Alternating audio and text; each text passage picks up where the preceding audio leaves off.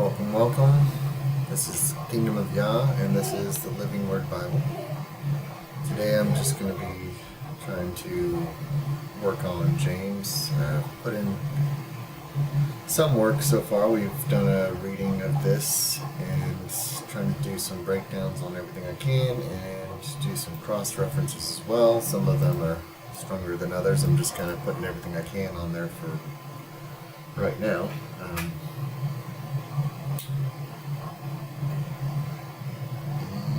Let's see where I left off at.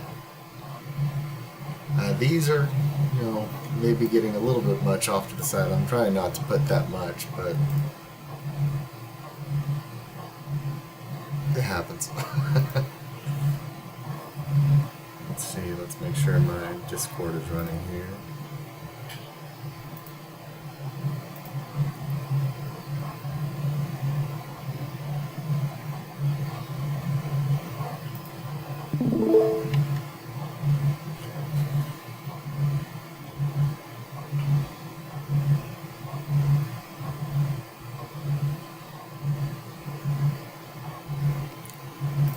Got a couple of windows going on as well, so whenever I need to check on the translation here, I'll look it up verse by verse, as well as looking at it in the Aramaic Peshitta as well. So this is a 2nd century translation in Aramaic, and it is worded sometimes quite differently, but usually about the same, but just in a little bit easier to read or better flow. It kind of translates the context a lot better and just makes more sense contextually. So let's see here. Let's start off on 13. I think I was just past that, but I need to refresh on where I'm at here.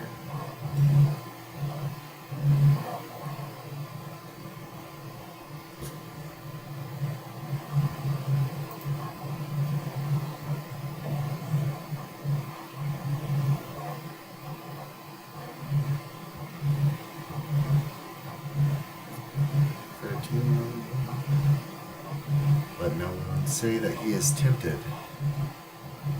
I will say when he is tempted, I am being tempted by God. And just tempted.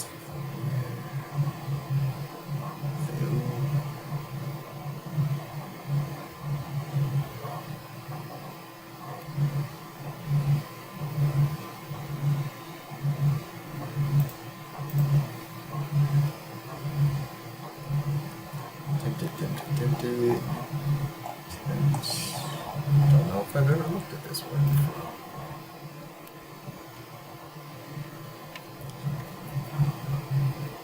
Yorazo. To make proof of, to attempt, test, attempt.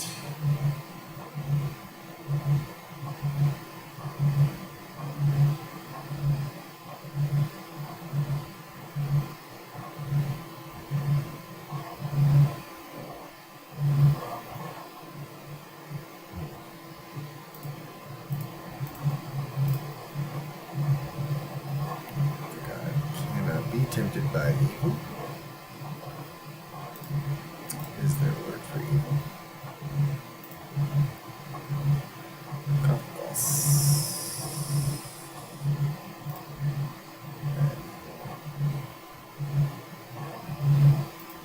In the widest sense. Inner malice. That's interesting. Properly inward, foul, rotten, poisoned.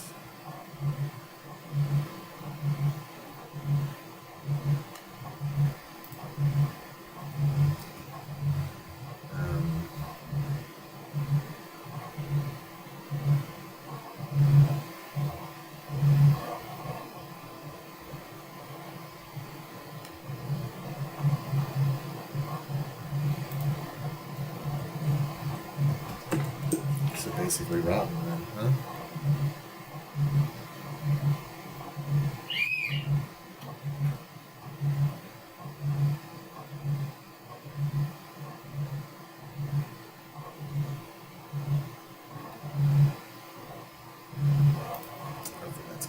the screen right there.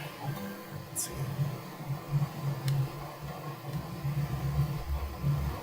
Yeah, I'm just gonna put that. I'm just gonna leave that red, but that's alright. Let's do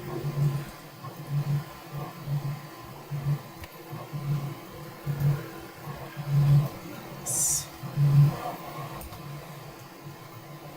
Run.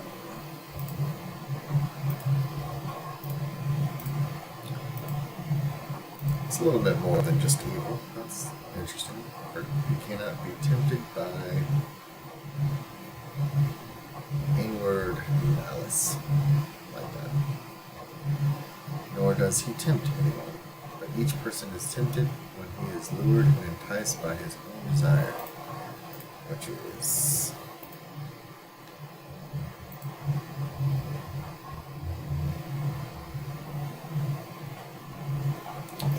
Aramaic says the same thing. But each man is tempted by his own desire, and he lusts, and he is seduced.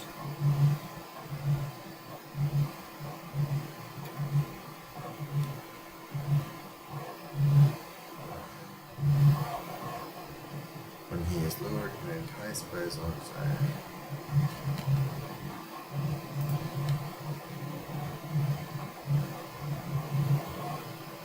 Is tempted by his own desire, and he lusts, and he is seduced. Interesting.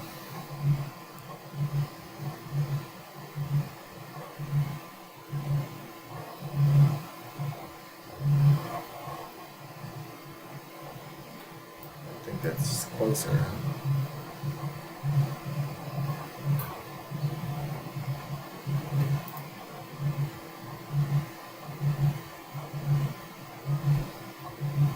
Let's take it word by word because I think my ESV, is what I'm using over here. Sometimes it has more literal wording, but the grammar is weird sometimes. A lot of times. But each one is tempted by the own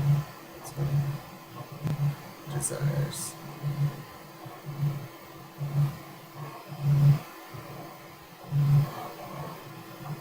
Let's see, each person is tempted when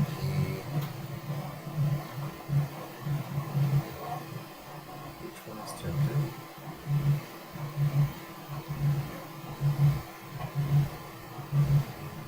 Yeah, it's just put desires at the end for some reason, but I'd rather keep it in the same order as the Greek as long as the grammar doesn't interfere with it.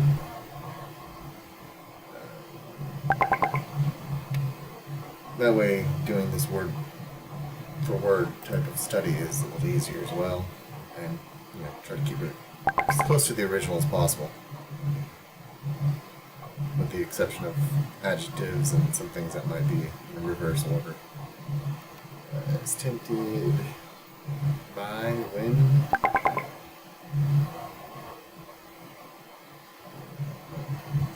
By his own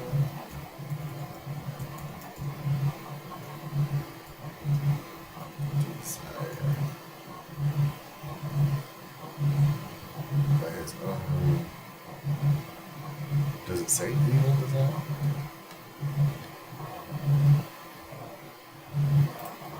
So what's that one word? Desire.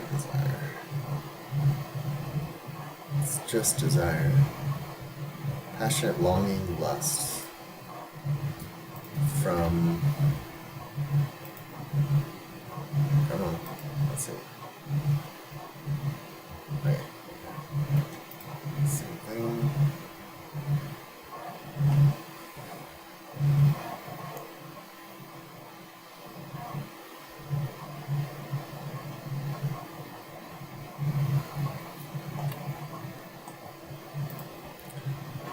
I'll throw it over there anyways.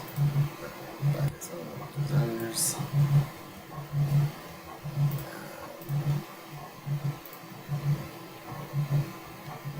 is lured away. What is this word? Lured away.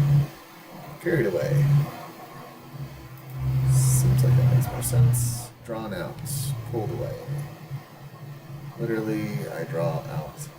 Place, I draw. The right. Entice. Two words together. Which are heck from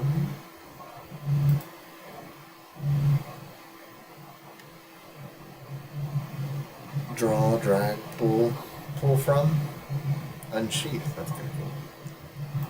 Okay, to pull something out.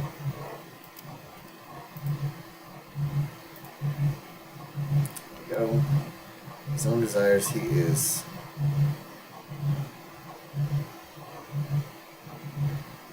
pulled out, dragged away.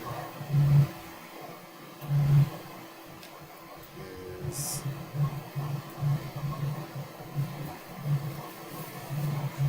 dragged, enticed.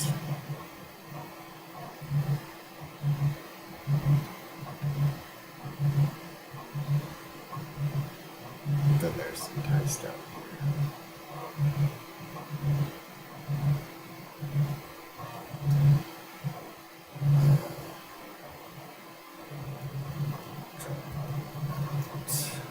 Get that for now.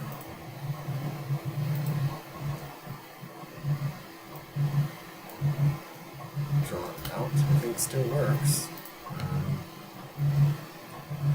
Enticed, and this one is different. It's got part of the same word in it.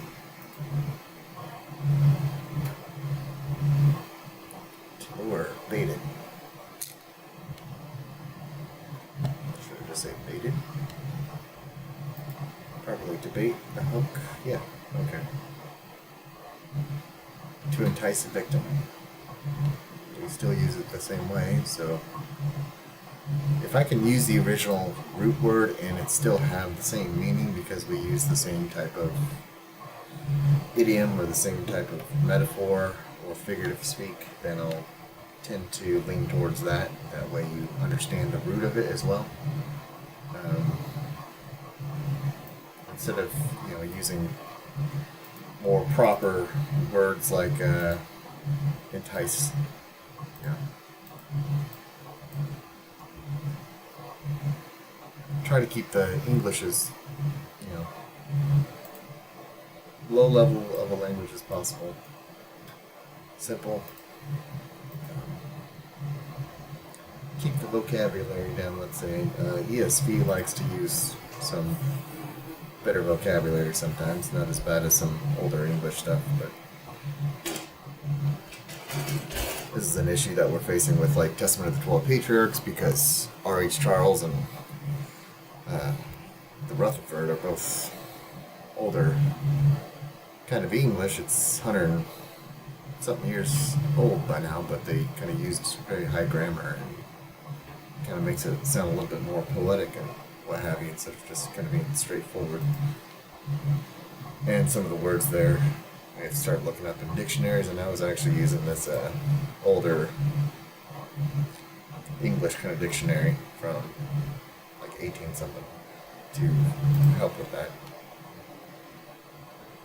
Because words change over time.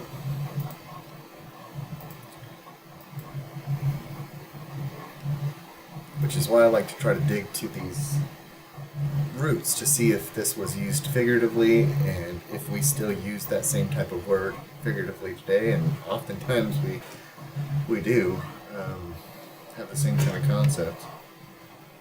I guess I could put that word baited. Let's see. Did I get rid of it? No, I didn't.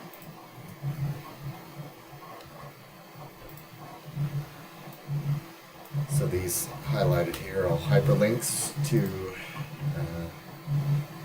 Strong's Concordance, just for keywords that might be worth studying some more. Maybe someone has a better translation.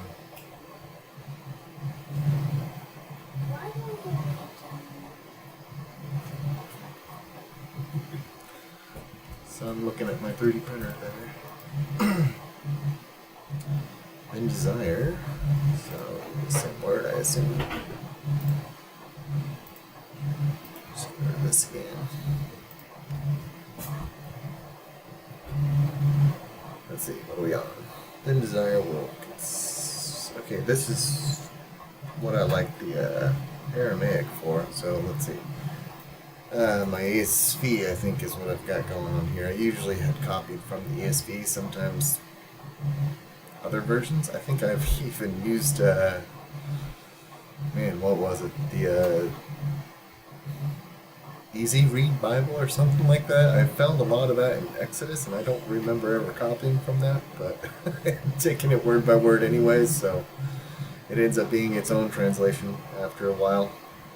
I really don't like the way that the ESV words things and switches around some parts of the sentence sometimes, and not that it really changes the meaning, it just kind of makes it harder to read sometimes. But don't know why I chose that, but I had copied these into docs like 5 years ago, and I think I used RSV on a lot of them too. I'm not sure.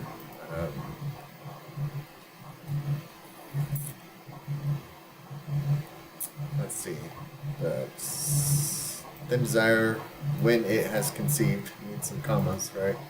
Gives birth to sin, and sin, when it's fully grown, comma, brings forth death.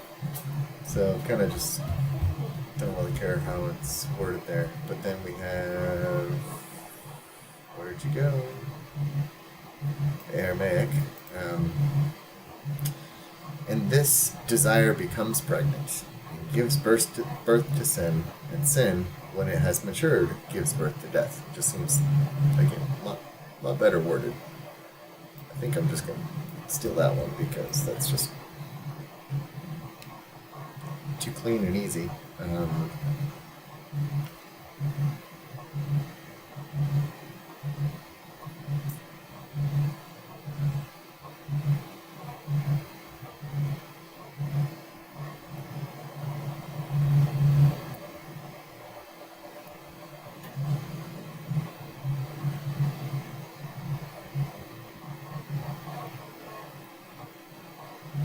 This is when it's finished. That's what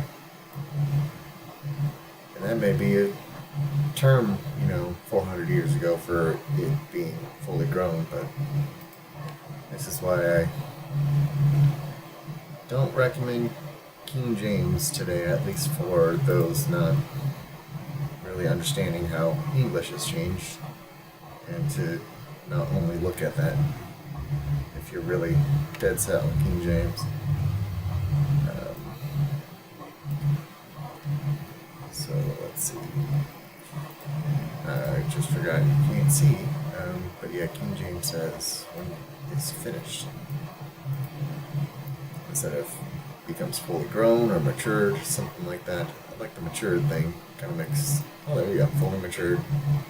Legacy standard. This is about the same as the Aramaic. Okay, so that works. Any words in question? After desire, 1939, same word.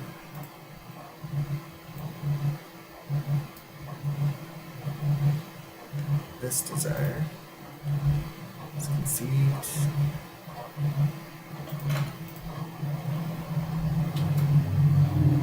Gives birth to sin, and sin, when it's fully grown, complete to accomplish, bring to maturity, gives birth to death, physical or spiritual. And this is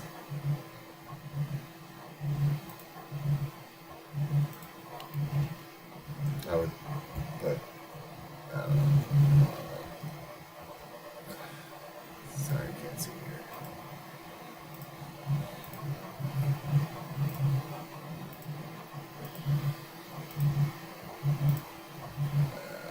Second death seems to be what it's referring to here in the greater sense, for sure.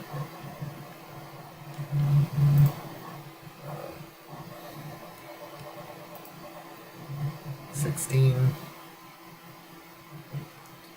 to 18, 19 to 24.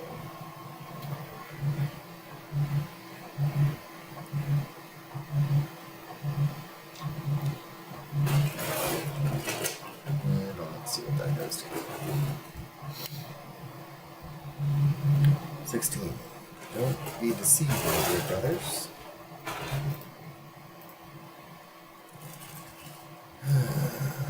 Different word. Well, if I can find a better English word, then I'll definitely change it to try to show some diversity here. Lead astray, deceive, cause to wonder. So this has to do with wandering off course, right? Wandering comes from wandering. Do not be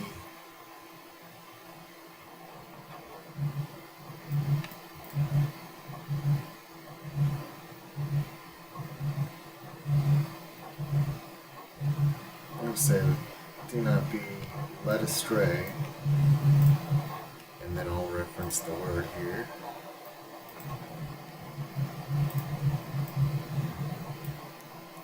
Led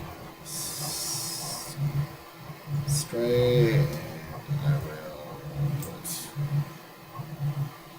wander. How about that? Don't wander off.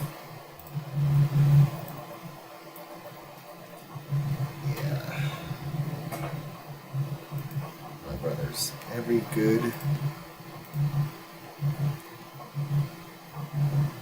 and perfect gift is from above, coming down from the Father. Let's see. Is from above, coming down from the Father of lights. Very interesting title. With whom there is no chart or change or shifting shadow. Sounds like not deceiving, something like that. Let's see. Every good and perfect gift descends from above.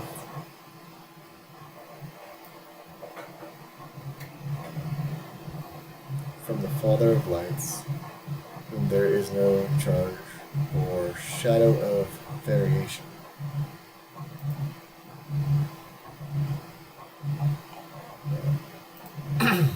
Definitely worth looking at. Get you on the right page here. Every good.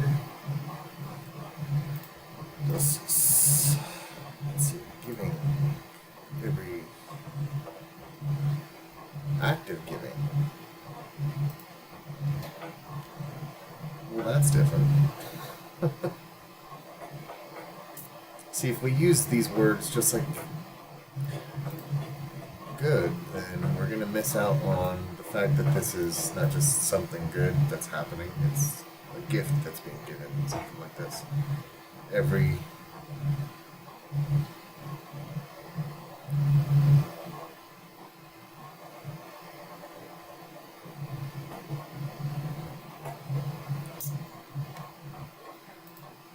what's a good way to word that in this? Act of giving.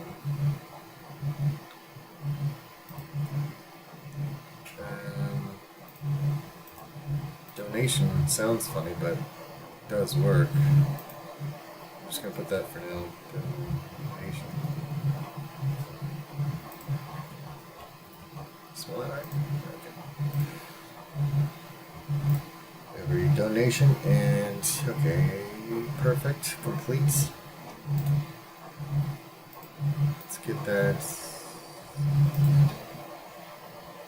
Start getting used to these words over time doing this and start learning a weird version of Greek and Hebrew. So complete.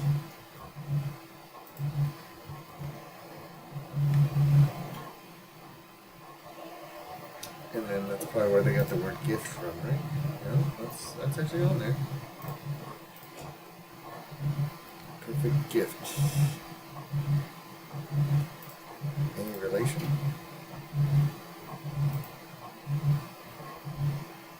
bestowment. Inheritance? Something like that, maybe?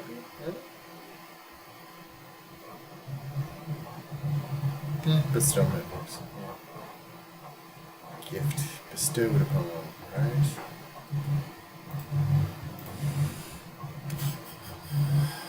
Gift, grant, donate, present. Gift is fine.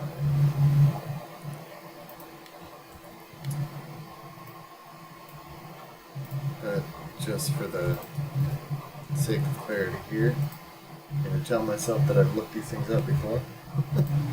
I really try not to make this completely filled up with blue like this, but especially on a little bit deeper text and ones that are really showing some sort of instruction, some sort of behavior that we are clearly supposed to be following, that it's telling you to do or not do, then I really like to break it down quite a lot more, especially when it comes to like the Old Testament and things like this, where it's giving instruction. A lot of those translations are really terrible,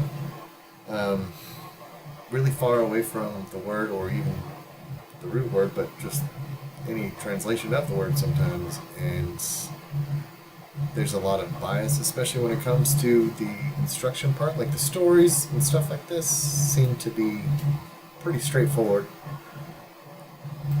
It's the weirdest thing, but as soon as you get to numbers and instructions and things like this, you have sometimes even source text disagreeing, but usually it's just the translation disagreeing. But yet the source texts are all saying the same thing. But it's their interpretation of what they think it should be saying that kind of gets in the way. So just letting the text speak for itself. So, what is this word for light that they are using here? Is from above. From above.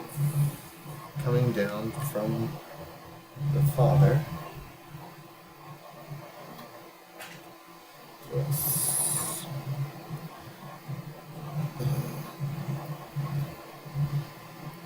Of the heavenly lights. Photon. Okay. Source of light, yeah. Just get that actual word on here.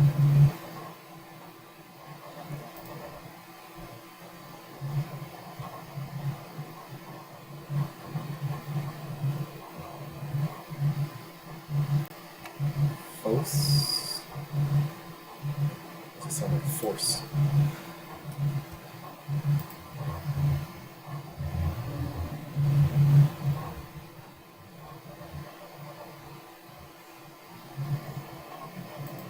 Manifest.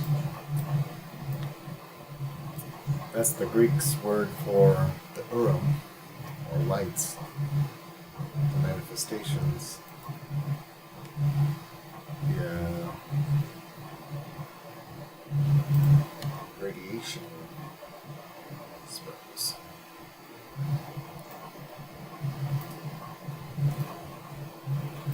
I think I'm gonna capitalize on lights. So, it seems to be Father of Lights is referring to the angels. Father of the angels, kind of thing, I would guess. And you could also maybe interpret that as commandments, Torah, light. A lot of these things are associated, but leave that up for people's own interpretation there. But I want to say this is the only time he's called the Father of Lights.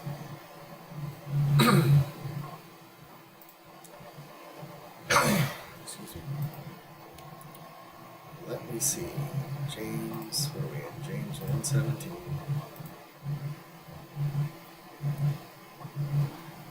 James 1:17.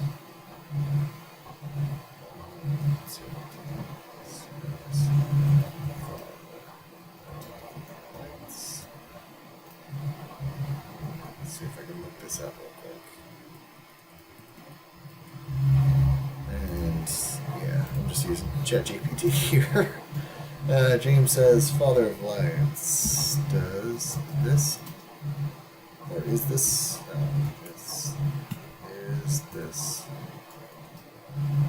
title used any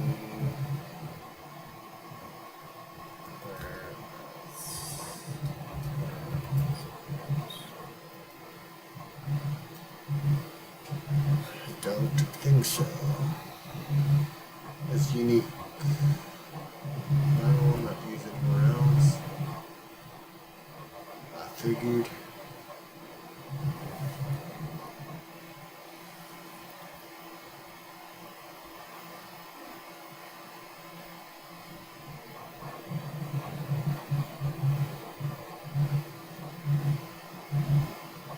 Yeah, I might just refer to his glory in general, right? His brightness. But lights, plural. Okay, let's see. Let's move on with whom there is no change. Change or shifting, I would like to see.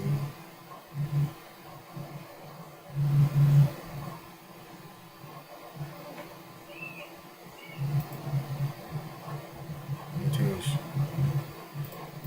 Two words together. We have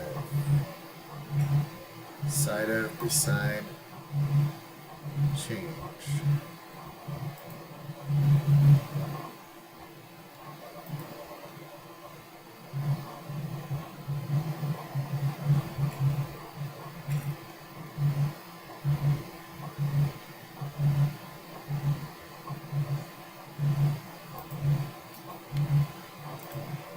Okay. There's no change.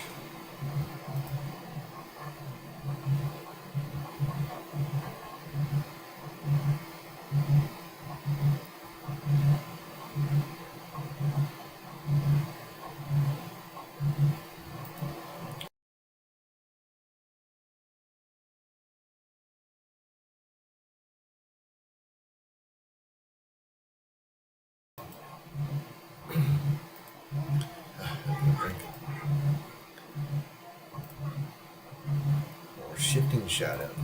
It's quite an interesting phrase there. Whoops. Wrong button.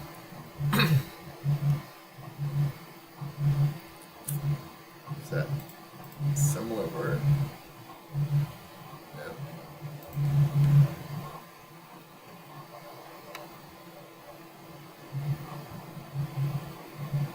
Turning? Probably turning. Again, tend to just go towards the root understanding. A turning shadow means a shifting shadow means a changing shadow. So I would rather be turning shadow if that's what the word is. You don't have to have a fancy word on top of that. And shadow, probably straightforward. Shadow is shadow. Okay. Try to leave some of these strongs out.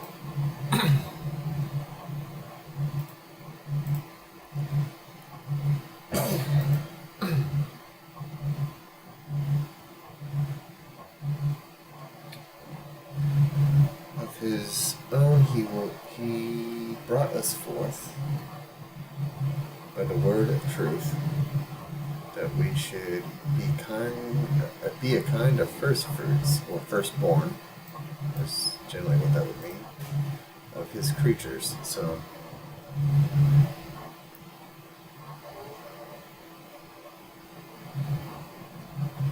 of his creatures.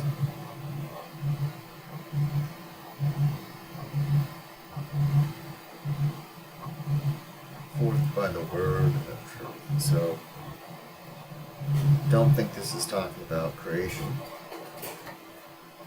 Seems to be proleptically talking about the resurrection, which is a note I have made here, firstborn of the resurrection. Because the first resurrection is a first harvest. Let's see, Aramaic. Look at that amplified one like this.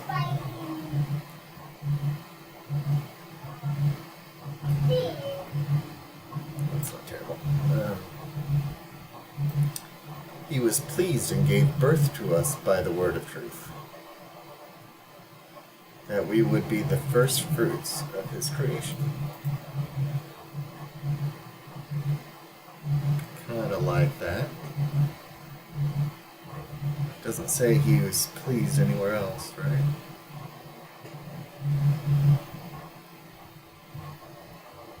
I might have to insert that Aramaic part in there.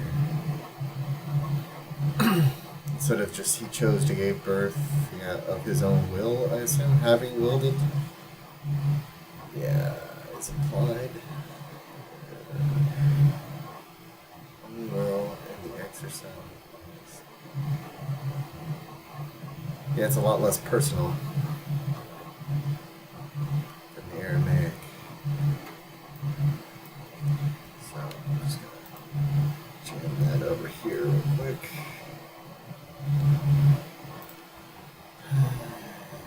Go check out the Greek. Okay, he chooses. It was his desire, his wish.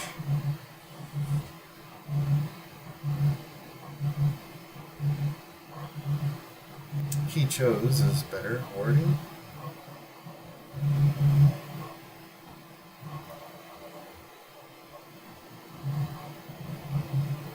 Okay, I'm just gonna go with this translation. He chose to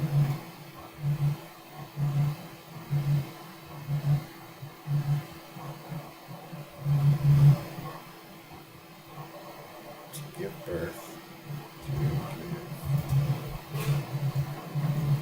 us.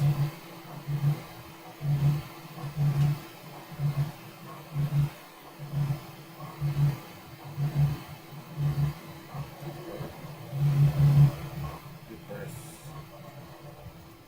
to us. And then I'll copy this word because there's a couple words used for word. Logos is one of them.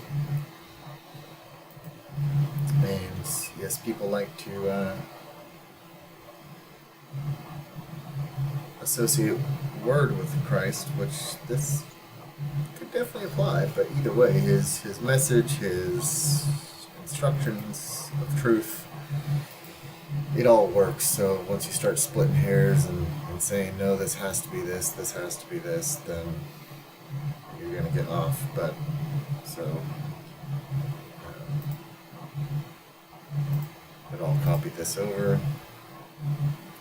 Embodiment of an idea.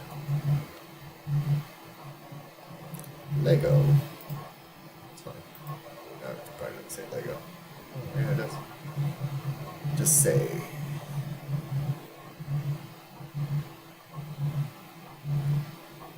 Command. Yeah, exactly. Command of truth works too, I would think. That we should be a kind of first fruit. I'm curious about their word for first fruit. Be a kind of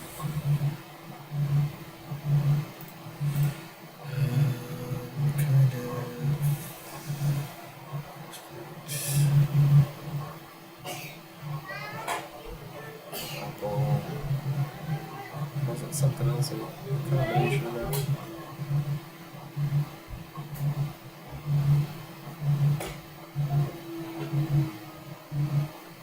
Yeah, firstborn then has the same word in it.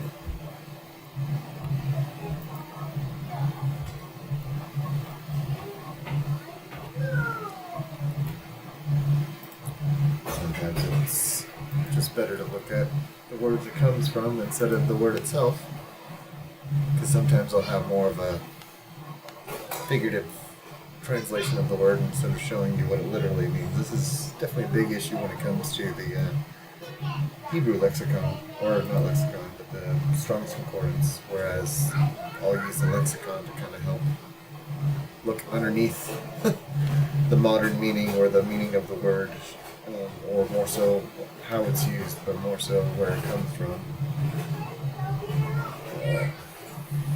From, away from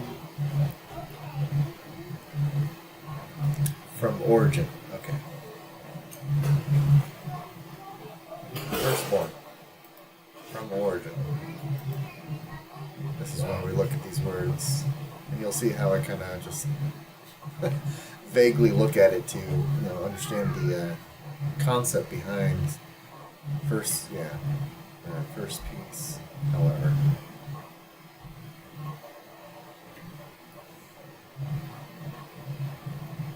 because even in Hebrew, the word firstborn and first fruit are the same thing. It's the firstborn of the ground, firstborn of the animal, firstborn of your family, whatever it may be, right?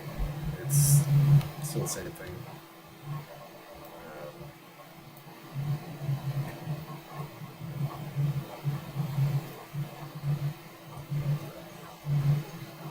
Of his creatures. Let's see. His creation of his what? Where does that word come from? Kitzma. So,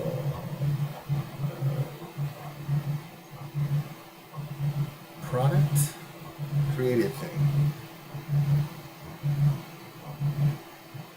Let's see, is it creatures or creation?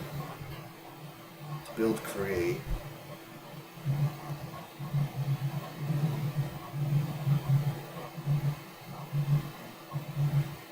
I like these notes right here. It's always interesting to see.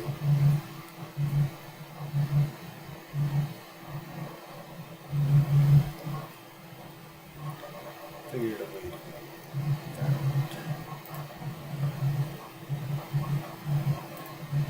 So this would be the firstborn of his new creation, I would think.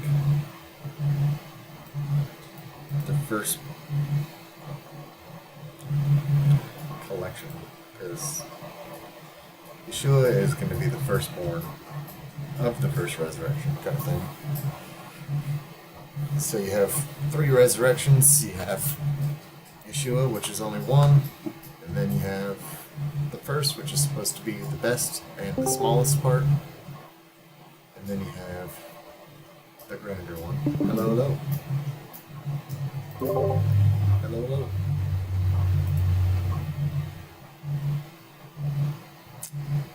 So the question is, of his creatures just sounds too weird. Created thing, created, I would say creation. I'll just reference the word. Of his creation, exactly. Okay.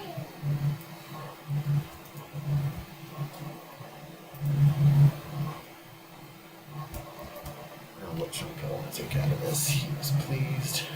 Was.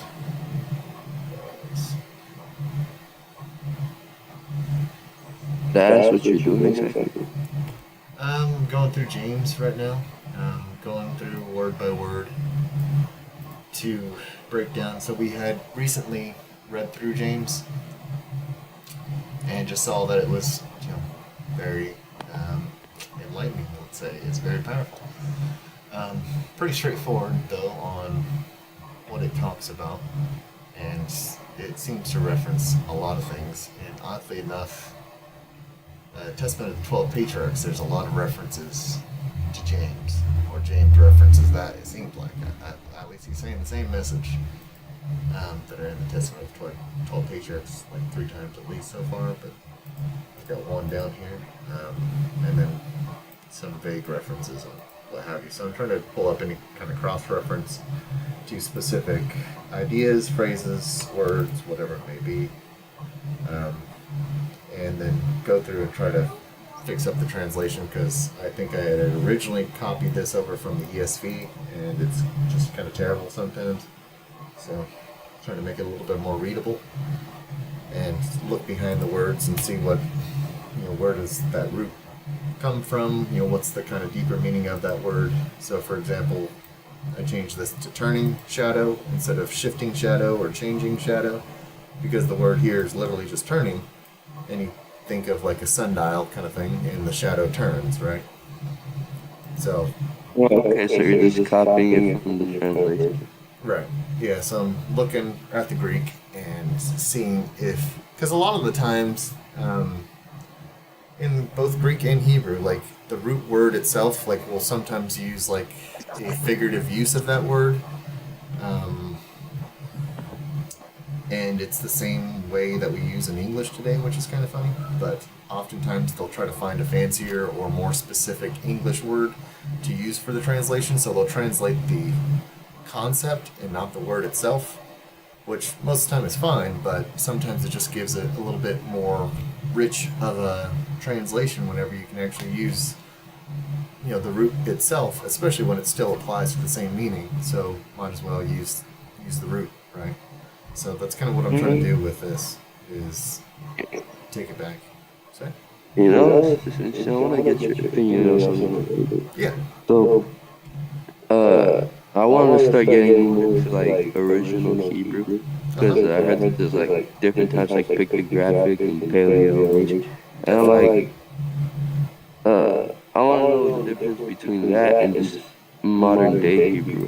Because I heard from the Dead Sea Scrolls, right? They were translated from Aramaic. So the Dead Sea And Scrolls are a whole bunch of different kind of text. They don't have any in like this type of paleo. They have more of like the Phoenician type looking writing, which I hate saying it that way, but basically David's time of writing.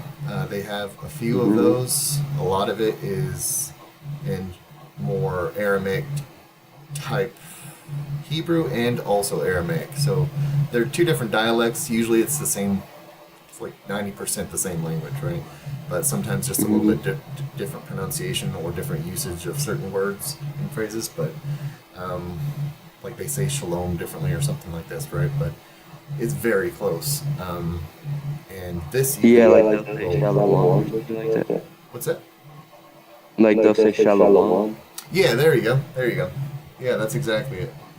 Sometimes this lexicon and even the Strong's Concordance might tell you that this word might mean something different in Aramaic, or sometimes this will say, hey, it's the same meaning in both Hebrew and Aramaic. But like we have some of our Masoretic texts that even still hold some of the source text of the Aramaic, which is going to be like Daniel.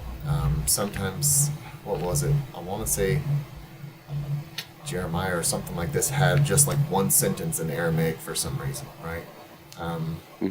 So it's kind of interesting. But yeah, even in the Dead Sea Scrolls, you'll even have the Septuagint, which is really interesting, and sometimes it doesn't match our Septuagint today, but yeah, they have a lot of difference. It seems like they picked up everything they could and were probably studying them and cross-referencing them. So same kind of thing I'm doing right now. But as for the Hebrew of today, which I would pretty much just call Yiddish, right? It's just a dialect of that is based on Hebrew, based on Aramaic, and what have you. And there's still dialects of Aramaic and today from Armenia. That's kind of where it comes from. Which, so far that I can tell, is like where the area where Noah came from and what have you. Not to say that it's closer to the original language, but who can really say for sure? But there's a lot of variation in Hebrew and Hebrew type dialect, let's call it. Scholars will always call these things different things, and rarely will they ever call them Hebrew. Like this, they call Sinaitic, Proto-Sinaitic. Proto-Sinaitic, I think, is all they call it. They don't even want to call it Hebrew. When it's clearly Hebrew, you could still read it just like modern Hebrew today. But the Masoretic Hebrew, I think, has lost a lot of value for a number of reasons, especially with the vowing. I kind of ignore the vowing completely because it never had vowels to begin with, so why should it now? A lot of meaning can be dictated by that vowing because of how... Now, whether they pronounce these words differently based on the context or something like that, possibly, right? And then they added vowels to associate and like concrete that in there, but it's just not really something I even see as even necessary because a lot of the times just because you're using the word differently or maybe even pronounce the word differently, it's still the same word, still the same concept behind it. This is why I like Jeff. This is a Jeff A. Benner lexicon. Let's see. Can I get his name on there? Kind of. I got it all cropped off right now. Not that he does the perfect job every time either, but it's definitely a great place to start. But it's going to be, for lack of a better phrase here, it's going to be kind of like more caveman talk, if you can think of it that way, right? Where it's more simple kind of concepts and broader concepts, and where a lot of these things come from, and sometimes you can't really tell which came first. So like the word for father, Strong's 1, which is funny. So but it's also the same word for spear and tent pole, and but it's because the concept was Ab is Aleph Bet, which is strong or leader of the house, right? The strength of the house. Mm-hmm. But the strength of your house, if it's a tent, is also that pole in the middle or multiple poles. So they would call that, oh, that's the strength of the house. It's not that they're calling the pole father, right? And they would also use that pole and bring it down and use it as a spear in case someone attacks, right? So that's literally also like the protection and strength of the house if used as a spear. Yeah, like I see what they mean. It's kind of funny how Hebrew does that in the sense of where it's like instead of having multiple different words that mean different things, they'll just have one word that means multiple different things. Right. Because another thing I wanted to touch on real quick was like I was told by someone that since it basically is the same language, right? Doesn't matter. If you look on the definition for the tetragrammaton, right? The Yod He Waw He. Apparently J or Hebrew never existed in the Hebrew, which is true. So how come it has that in English? That came. The J in English is only. It's not even 400 years old. It's not even that, because like in King James time, whenever you see Jehovah, it's not pronounced Jehovah. Like 400 years ago, they would have pronounced it Yahuwah. It's with the Y, and you replace the V with a U, and suddenly it's saying the same thing. Whether it's a Yah or a Yeh or however, the E's and the A's always blend together. Same in Hebrew. It's kind of hard to tell. Like even like where we get, can you even see this here? The Hey is where we get E from. But yet, you know, it's more of a, sometimes it's not even a pronounced thing. It's more of a stop. When it's like in the middle of a word, like Abraham, it's like Abraham, something like that.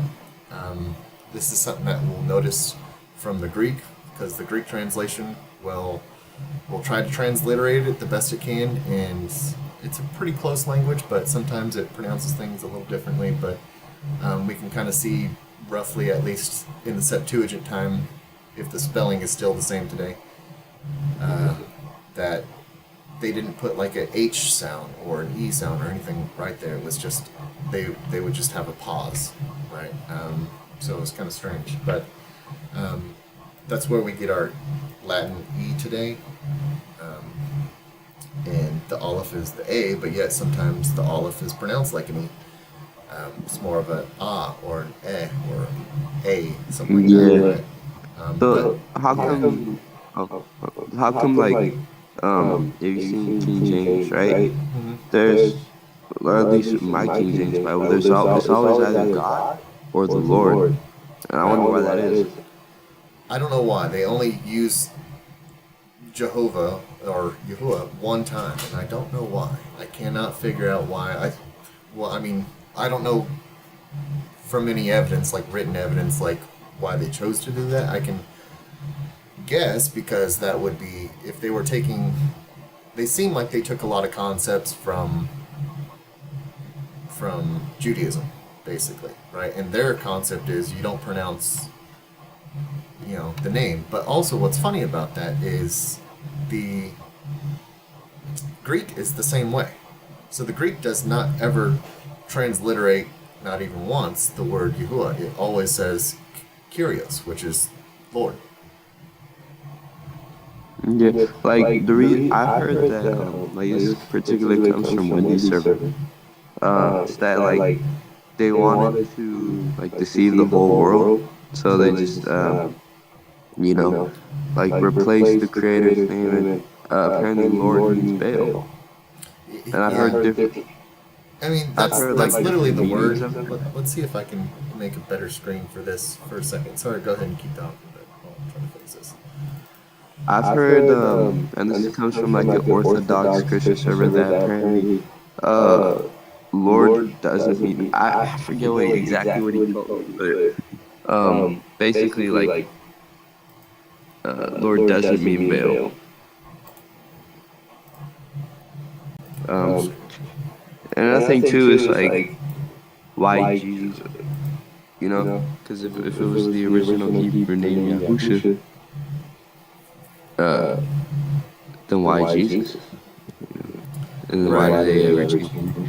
Like, you know? So I wouldn't say that they even changed it, or at least on purpose. This was just kind of like a natural evolution of language over time, like that Y and J. There was a period where it was kind of just very close to the same pronunciation. Like the J was not that J sound so much, right? It Yeah. slowly started just sneaking its way in there. But even in King James time, they wouldn't have said Jesus. They would have said Iesous, which sounds very much just like the Greek and the Latin. It says it all the same way, which in the Greek probably sounded more like Yeshua, right? Yeshus, Yeah. which was just a shortened version of Yahusha, right?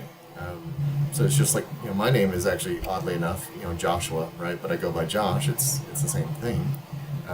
And it seems every reference we have to him from the first century always says Yeshua.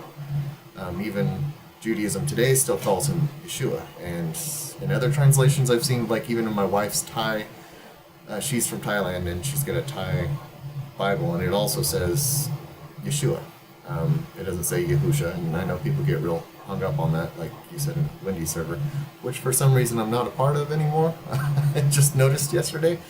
I don't know. I haven't said anything on there, so I just. Well, I'll tell you why.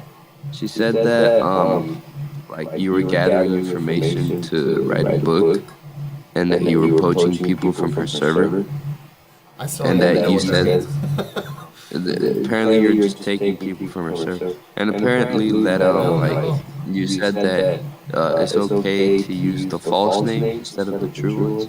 So, Right. Yeah, she didn't like that conversation, and she never gave me a chance to talk about it.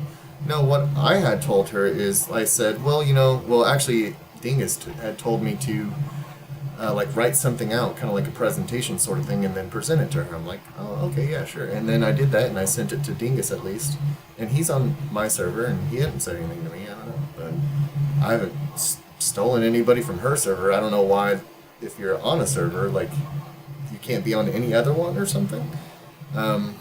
There was some other girl that had added me. I haven't talked to her.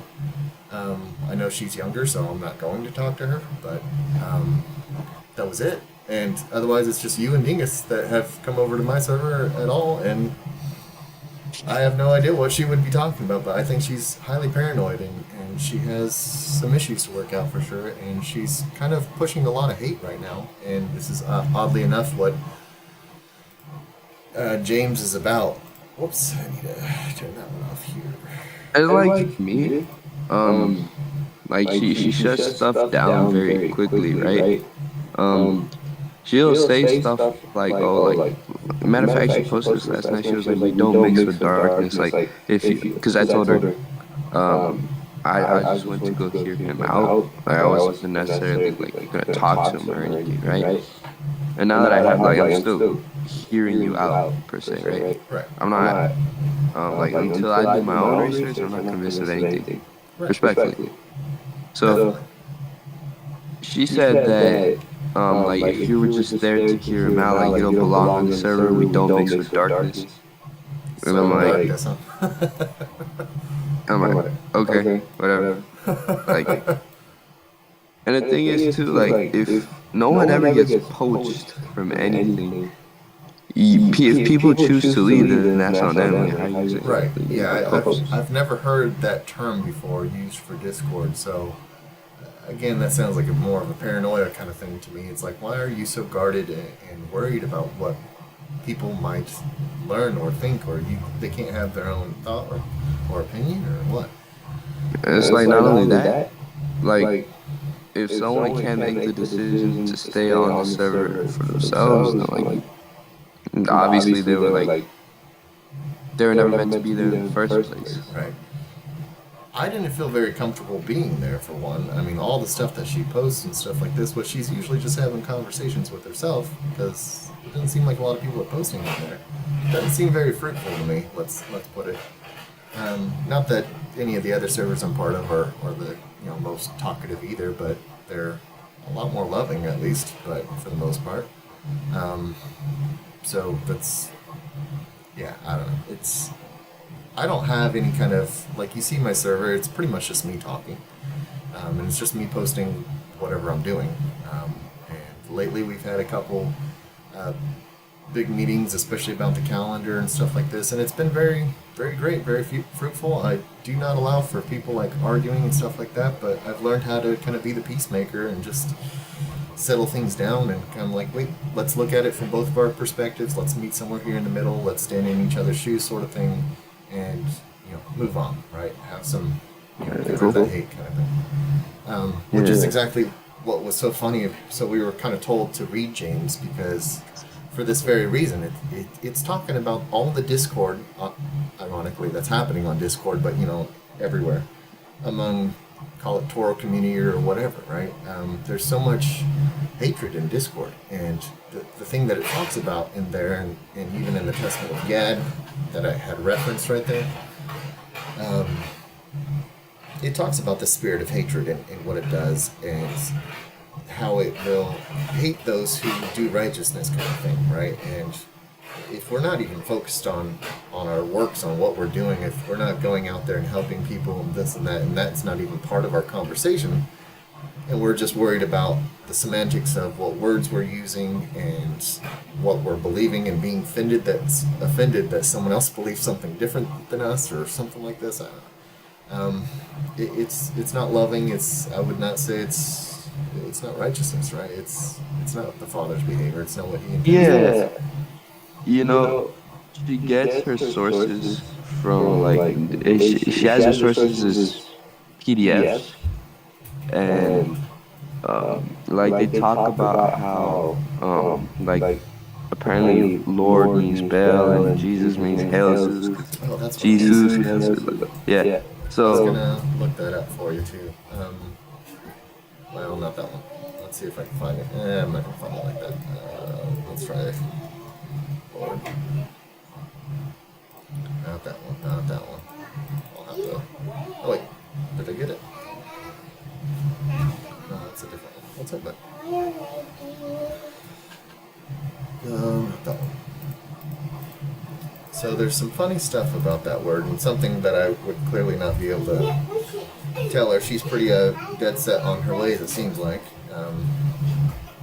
But that happens, and I understand her position. I almost went down that road myself. I got real zealous, especially in the first years that I started, or just before I started doing these documents. One second here.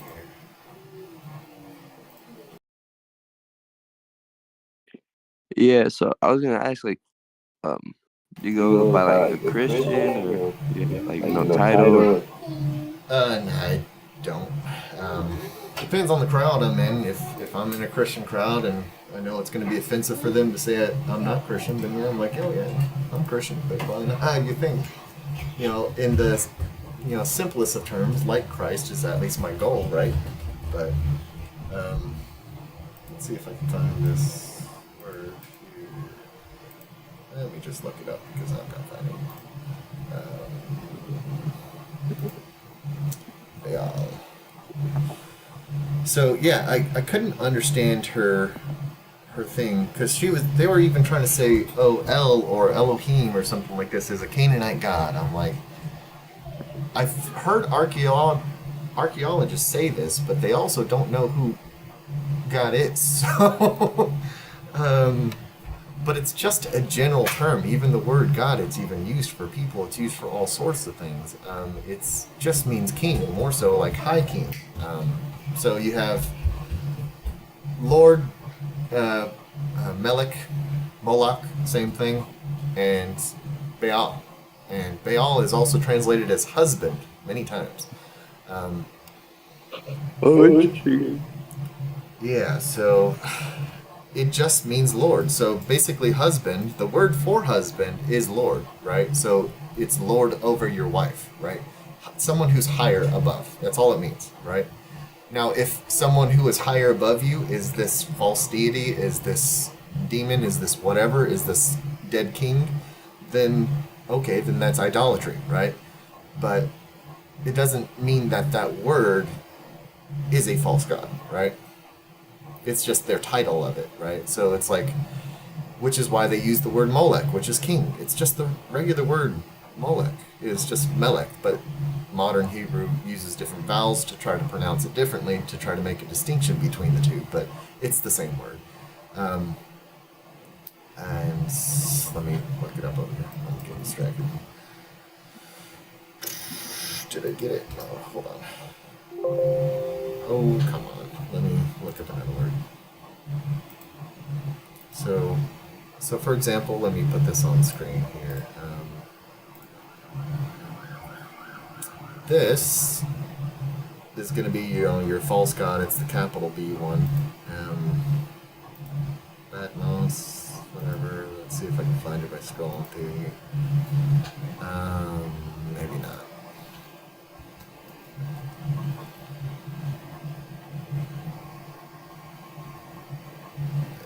Let's go Old Testament, Hebrew, there we go, Adonai, and that's another one, Adonai, right?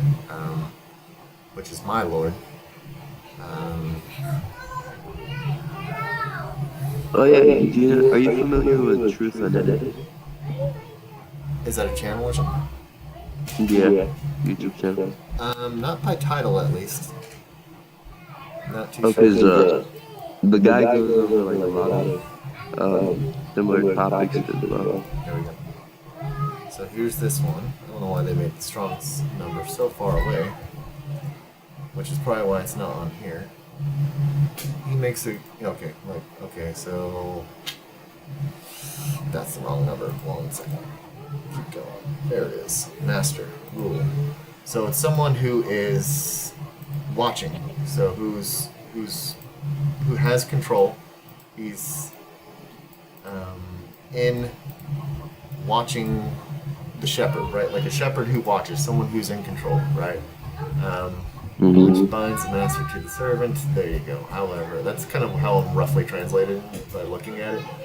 They don't have a breakdown of it, unfortunately. But it's just a ruler, a master, someone who's above you, right? So if you're saying, hey, I am a servant of you, this statue, this whatever you think that means, then you would call it Baal, right? But it's the same thing that a wife would call her husband.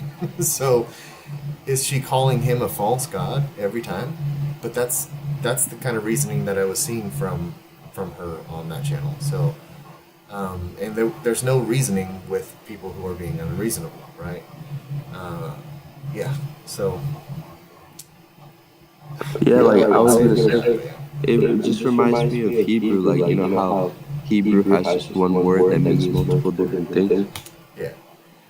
So, because like I said, it's just like this general concept, and when we go back to it, and we'll see, like you can use that similar concept with a lot of different things, and you're like, oh, see, it has all these different meanings. Well, it's got like the one meaning for the most part. It's just applied, figuratively or metaphorically in other senses. So, like even the word, like I need to make a list of this. I need to do this soon. Let's just do that real quick right now because I will forget.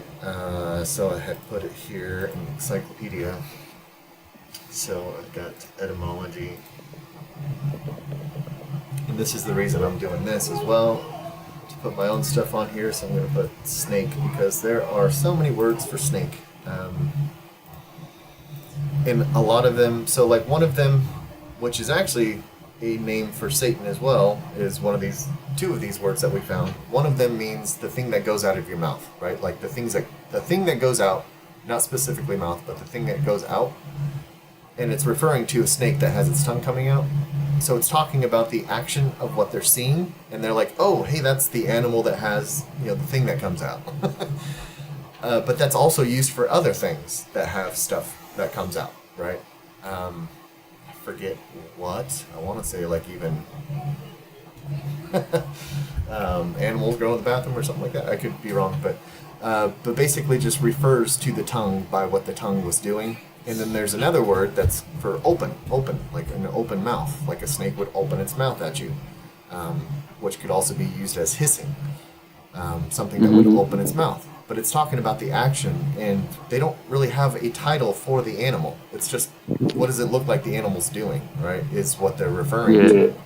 And they also have another one that refers to the shininess of its back, but it's also used for other things that are shiny, even gems and stuff like this. So there's not really a word for snake. Even the word Nahash is just bronze. It's what the snake looked like. It was maybe a bronzy snake that they saw, and it's like, oh, that's that bronze, right? And yeah, it's kind of weird. So this is why you really have to take things with a grain of salt and go, well, where did this really come from? Does it only mean this? Does it, yeah. So this is why I'm doing this with the translations that I have. I think I had put that in. If I still have it up, Psalms or something. Yeah, it was right here. Whoops. Let's see.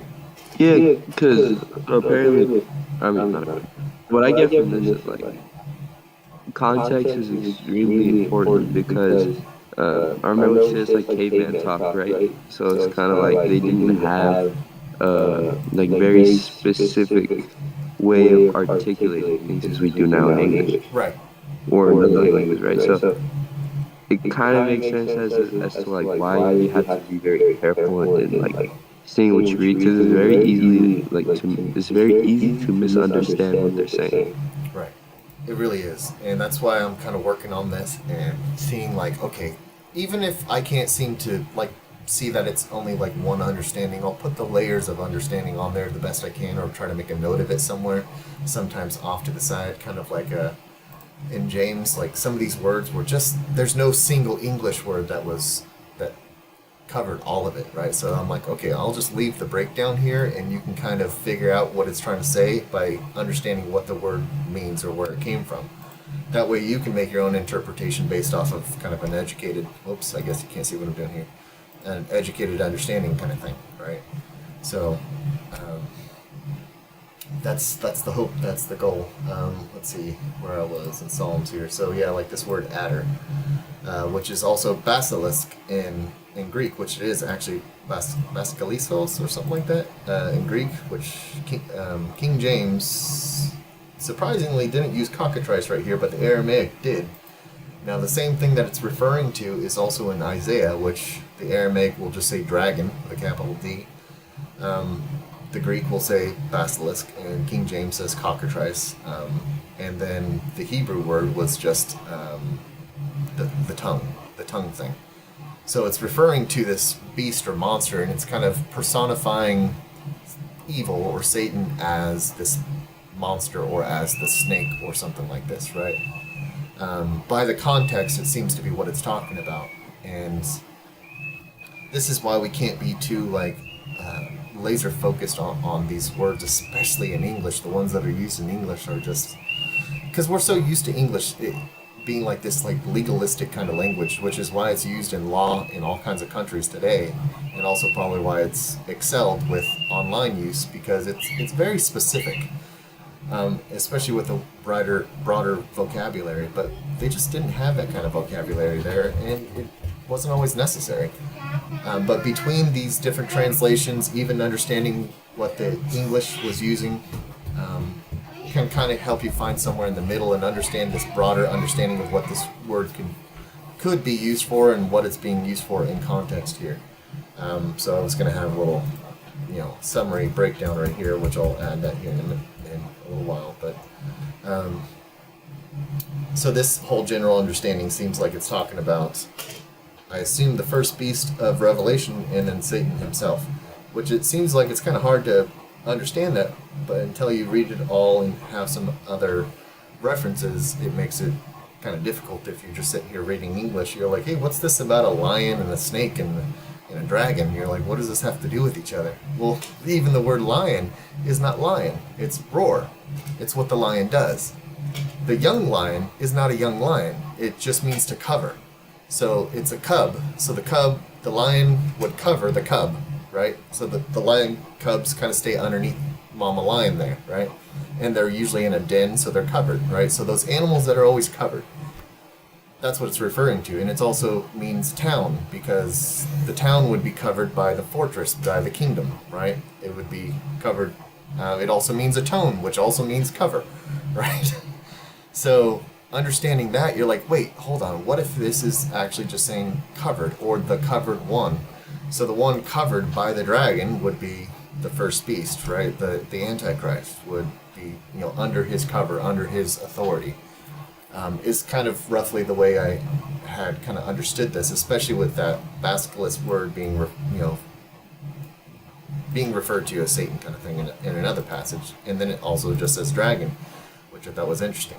Which I thought this word tannin meant Leviathan, but now I'm not so certain on that. So now I got to go back and figure out, well, is this ever actually used for Leviathan, or is it actually like this, fantastic word for calling Satan kind of thing? Because he is called a lion, he's called a dragon, he's called a serpent, he's called a lot of things. So, and even this cockatrice apparently was also a depiction of Satan. Even in like King James time, it was this weird chicken snake, sometimes with lion's feet. And it might be because of this. I don't know. I just realized that. Well, there's your lion and your snake together with the dragon. Oh, yeah, I guess so. So, and both the basilisk and the cockatrice, if you look at its eyes or look at it, you turn to stone, kind of like with Medusa, which also has the serpents, right? And the idea behind that, which I had found in a verse somewhere, I don't know where it was, I'll have to find it, but basically it's referring to like, don't look evil in the eyes kind of thing, like don't get caught up in it, right? Don't get, and that's what Isaiah was talking about, like getting caught in its web, and a web of lies, right? Don't get caught up in its deception, so on and so forth. Like we use these kind of metaphors today a little bit, right? But so once you kind of stand back and blur your eyes and look at the whole picture and understand like the general caveman understanding of it, right? Not to say that it's less educated, I would almost say more sometimes. It's more deep and poetic a lot of the times. But when you're an audience that's so far removed from the audience it was written for, then it's kind of hard to understand until you start understanding the full context of all the different stories, because they're all saying the same thing. Then it becomes a lot easier to make these translations. And I would say, for English translators to, don't change the words, but try to get them as simple and almost hard to read caveman talk as possible, and then have like a commentary below in like layman's terms, showing what this is talking about. But it's a hard thing to do. It takes a long time. So I see why they don't do that. But So, what exactly did you mean by legalism? Because I hear that term a lot, and usually when I hear it spoken, it's like people say it's like, oh, don't be so legalistic, as in like you're being too like law keeping. well, I mean by English is like, because whenever you say, and we do this in America and stuff all the time, and a lot of English languages do this a lot, because we have such specific grammar for how we're supposed to say certain things, and if we slightly don't use the right grammar, then someone might be offended or be confused at what you say. You're like, wait, do you mean it this way, or how do you mean that, right? Because we're assuming that we're trying to make this really specific thing. This is why it's such an important thing in law, because it's like you'll be judged by what you say, right? So you have to say it right. And it's not like, well, you should have been, understood by the context of what I was saying. It's not really like that. They'll, especially lawyers that are fighting each other, will break down what you say and try to use it against you, even if you didn't mean it that way. It's just because that's how English works. Is like, well, you could, you must have meant it this way because you use these words, right? Read it back, right? And that's just not how this should be read. It shouldn't be read like, well, they use this word, so it must mean that. Don't get caught up on that, right? Don't get, overzealous about it. Don't get hung up on these specific words that are used. kind of be a little bit more lenient on how it's used, because like even the word uh, angelos or what have you in Greek is just messenger. It's used for both people and angels. It's the context that dictates that, and generally I haven't seen them translate that wrong so far. Whenever it says, when it's referring to an angel, it'll say angel. When it's referring to just a person like a courier, someone who's delivering a message, then it'll say messenger. And I've went back and started putting messenger with a capital M, and I'll highlight it to show like, hey, this is an angel talking here. But that way it still connects you to the root of the word. Like, hey, this is a messenger, this is their job, right? They're delivering a message from the Father to you, but it's still a messenger.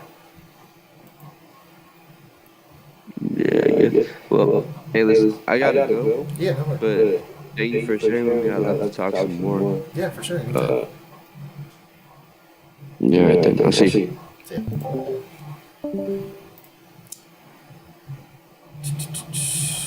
Let me get back to where I was here. That was a good little tangent. Let's zoom in on that. And figure out where I was here. Creation. So I need to do something with this. Oh, my neck.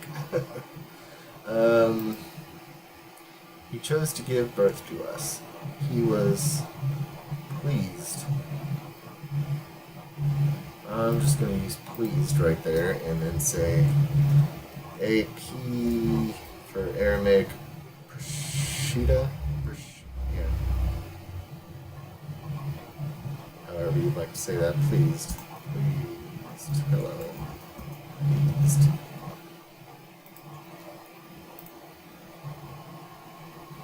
Usually I'll highlight it as saying something different. I don't know if I should right there, but whatever, I'll get rid of that. Hopefully that's readable. I know it gets a little crazy sometimes. Of his, I would even, I hate putting too much in here, but I kind of wanted to read on the context that it's saying. So his new creation, let's say,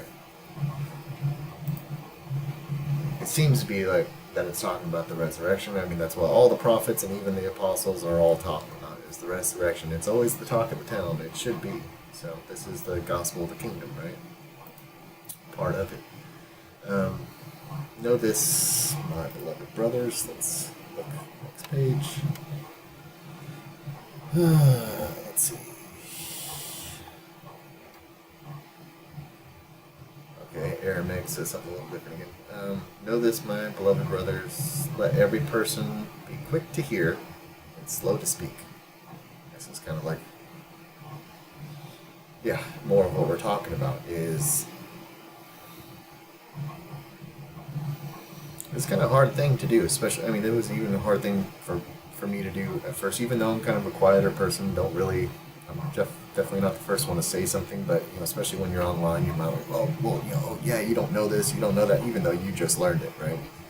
It's always the zealousness of the first year student kind of thing when you're a freshman to a lot of this understanding. You want to try to show your knowledge by arguing with people, and it really just doesn't work. That's not wisdom right there, right? Wisdom is this. It is being quick to hear. Oh wait, what are they saying? What are they saying? Let me get that again.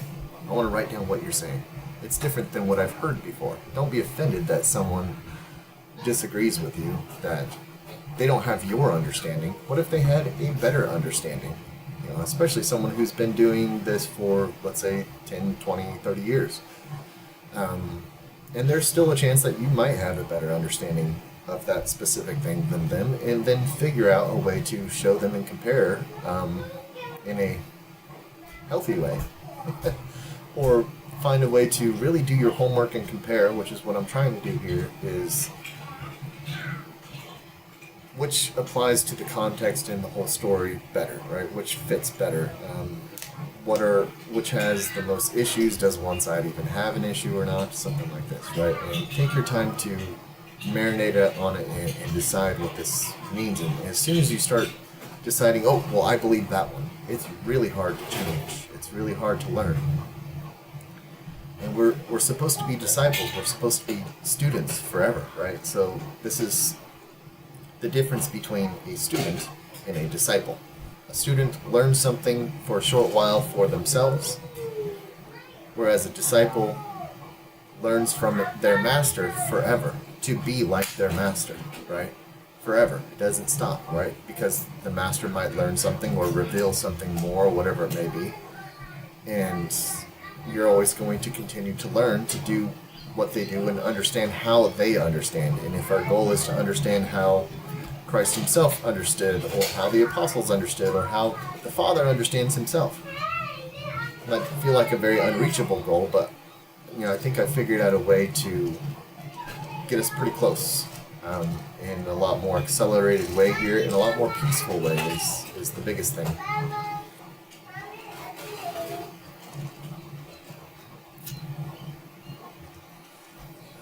guess you can't see this comment on the side, that's alright. Let's see here. I'm getting distracted by preaching here for some reason, but let's see. Aramaic says...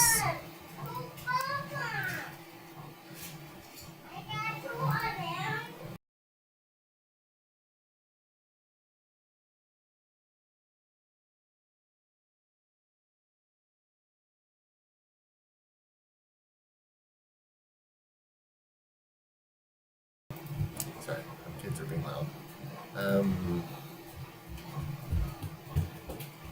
The Aramaic says, "And you, my beloved brethren, should be quick to hear and slow to speak, slow to anger." I thought you said something. Well, it doesn't say "know this," so that's the word I gotta figure out. Does it actually say "know this"? Because they kind of embellish on the text a lot. It might mean that in the context, but does it even say the word, And this is why I'm trying to break this down. Sometimes it might speak a little bit more simply sounding or kind of strange, but I'd rather it be closer to what the text was actually saying, and then you have to try to use the context around that, or maybe have a little summary or breakdown of what it should say in like some layman's terms, but try to keep the text from changing too much, which it seems like I might be changing the text, but I'm really trying to prepare the text, let's say, or get it to a point where it's a little bit easier to study as well for others, so they can see the root words, they can have links to the root words, and you make up your own mind. I'm not trying to force anyone's mind or present some sort of doctrine or story that you have to believe. You don't have to believe me. I'd rather you not. And my thing is I try to say I don't really believe anything. It's not that I don't have a belief. I just don't share like, well, I believe this. Well, I disagree. I agree. Nobody really cares, right? Whether you agree or disagree, or it just gets people heated up, and it separates people, it divides people. But if you never say I believe, what's to argue about? If you just say, well, I understand this. Oh, that's cool. Well, I understand something different. Cool. Maybe we can understand what each other understand and hopefully come to the same conclusion. If not, sounds like we both still need to study. Whatever it may be, we should be a little bit more patient and scholarly about this kind of thing, and not so heated and emotional about it. Because as we'll see here, this, especially in the reference with Gad, which I'll just show that real quick. Testament of Gad, looks like I lost my spot. Whoops, there we go. Testament of Gad, chapter 3 in the R.H. Charles, says this. So you see my James reference there. "And now, my children, listen to the words of truth." I said the same thing too, didn't it? Hold on. Did I say that, right? Word of truth. Ain't that funny? It's as if he's read something before. Whoops. I might get rid of that. It's just kind of in the way. Yeah, listen to the word of truth to work righteousness, and all the law of the Most High. Do not go astray through the spirit of hatred. this is what I think is actually causing a lot of confusion and division and causing us to go astray from what is the important message. Does it really matter whether we're using the same kind of words or pronouncing some name the same way or whatever it may be, as much as that might get someone heated up a lot, which I think this is exactly why. Just because you're reading scripture, just because you're believing scripture, doesn't mean that you're unaffected by these spirits out there. Doesn't mean that you're unaffected by your own faults as, this creation here, with your own desires, your own fears, your own insecurities, right? It doesn't mean that you're not affected by that. So I think this is something that we kind of get lost on, thinking that we're just protected because we're reading something. Be not only hearers, but doers of the word, right? Don't just sit here and listen to it and what have you, right? Go out there and do what you know, whether it's right or wrong. Do what you know. Do what you believe. Regardless of what your belief or even what your religion is, practice it. Do it before, being a hypocrite in your own religion, right? Which, the Greek word there for hypocrite, which is kind of funny, is poser, basically. It's pretender, it's actor, right? Someone who's acting the part, which is something I'm seeing with Discord groups or comments online or what have you, right? Is people are posing because they're speaking of God, they're speaking of righteousness, they're speaking of doing good, but yet they're being very hateful and nasty with each other. So how can you have both? How is that righteousness? Is that really the behavior of the Messiah? Is that really the behavior of the Father? No, right? So what is that the behavior of? I would say this, spirit of hatred, not literally just one spirit, obviously just demons in general, but the spirit of hatred. For it is evil in all the doings, in all the doings of men. There we go. Whatever a man does, the hater abominates him. So the hater here is someone who is affected by, influenced by the spirit of hatred, right? Someone who lets that hate get to them, lets that anger get to them, who has no self-control, who is arrogant, who is prideful, who is fearful of the wrong thing, right? Insecure. And this is also what the armor of God talks about. It talks about not these shoes or what have you, but more so planting your feet in a firm foundation, in a strong foundation of the gospel of peace, the gospel of the kingdom. So understand, the peace is coming. We need to understand how we get there and how others are going to get there, and make that our firm foundation, our goal, and understand that this is not that way. The spirit of hatred is not that way. So we need to be careful and not wander off that straight path, right? Which is what righteousness is, right? Is what the word is, Zadok, is straight, being on the straight path, whereas one of the words for iniquity is crookedness, windiness, right? And even wicked means to leave the path. Anyhow, so basically whatever somebody does, whether good or bad, right? The hater's gonna hate him, right? Hater's gonna hate, kind of thing. Unfortunately, that's too true. And though a man works the law, so even though a guy is doing righteousness, that guy watching him do that righteousness, the hater, doesn't praise him. He doesn't say, "Oh wow, what a great job." He might be jealous. He might be, "Well, he's not doing this. Well, he's not doing this. Oh, he's not doing good deeds in the right name," or something like this, which is so far off. It's frustrating, right? The name has nothing to do with what you pronounce. You can be, unable to speak and still walk in his name. It's just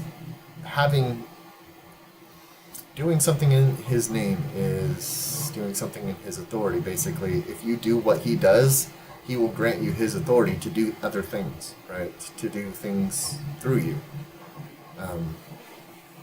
So going out and feeding the hungry, taking care of the widows and the orphans and the homeless, the whatever, right? Clothing the homeless and opening your home up to them.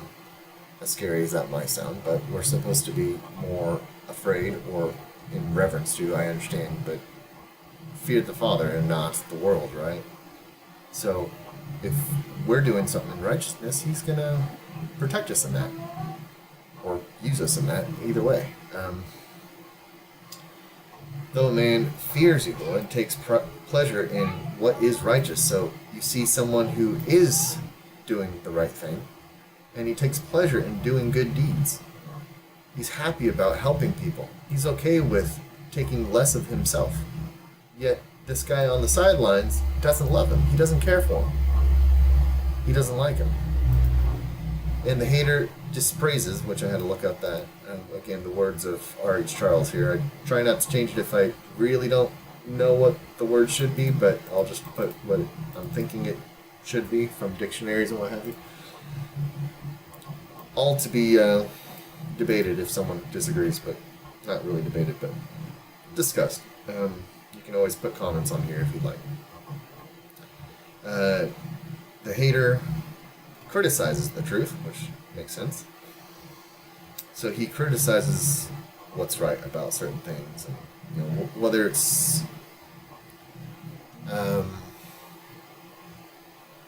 being a scoffer of it as well, right? Oh, you really have to do that? Oh, it's like this. It's that sounds ridiculous. That sounds whatever it may be, right?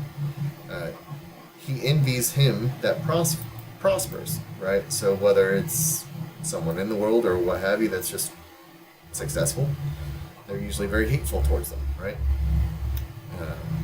Or someone who's walking in righteousness and is being blessed for it, and they're going to be hateful towards them.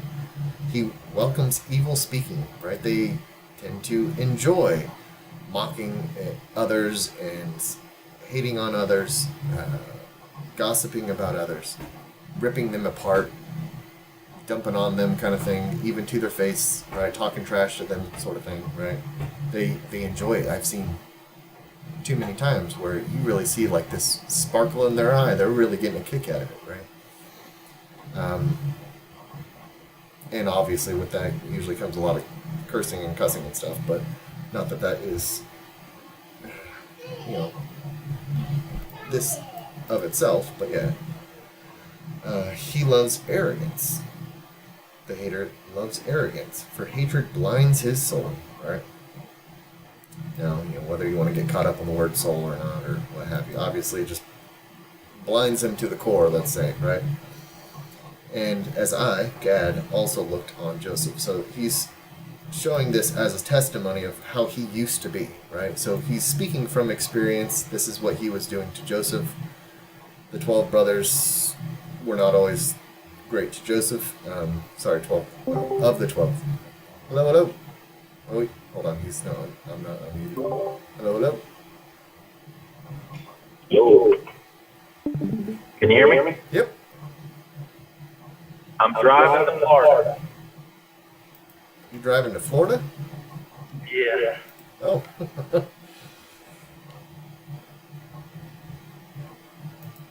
What you working on? I am working on James, taking it word by word kind of deal, trying to finish this up. It's taking a lot longer than I thought it would. Which chapter are you in? 1. Oh, you still in 1. Yeah. Going back over it, trying to look at any kind of words that maybe, kind of suspicious. I can usually pick out what words I'm like, is that really there? And then I'll go look it up, and oftentimes it's either something that should be different or it's not even there at all. So, usually simple things. What have you found today? Anything really interesting? Nothing too crazy. I can kind of understand certain things about like James 13, 1 to 13, 1, 13 to 15. It's talking about, God doesn't tempt people, but they're tempted by themselves, basically, and how basically this being ensnared by these lies, by the sin and stuff like that, leads to the second death, right? And then the next part is don't be led astray, which is actually wandering off the course, off the straight path. Every donation and complete gift, which is an interesting phrase, is from above, coming down from the Father of Lights. And I was trying to figure out where this Father of Lights thing came from, but as far as I can find, it's only in James. I thought that was interesting. And then there is no change or turning shadow is what I put. Usually it's like shifting shadow or changing shadow, but the word is literally just turning. So kind of like on a sundial or any shadow, right? The shadow turns throughout the day. Right. Basically, it just means he doesn't change. It's saying the same thing. But and then it talks about how we're the first fruit of the resurrection. And it uses this phrase, word of truth, which I thought was interesting because it's actually in the next part. I had referenced Gad, Testament of Gad, and it uses the same phrase, words of truth. And then it just uses that same phrase once. But that was interesting. It makes me wonder because a lot of what James says seems to come from the Testament. I'm sorry? Well, I was going to say, I really like that Gad, and Gad, and how you were equating it there with the anger thing. Right. I mean, that to me, is really kind of powerful, I think. Yeah, it's something that somebody had just jumped on a minute ago, and we were talking about that, and something that we were seeing in some Discord groups and what have you, especially one that he's, I think, still a part of, but he's just kind of sticking his nose in there to see what's going on, sort of thing, and they kicked me out, apparently, because, I don't know, from one conversation from like a week ago, I haven't talked to him since, so I don't know.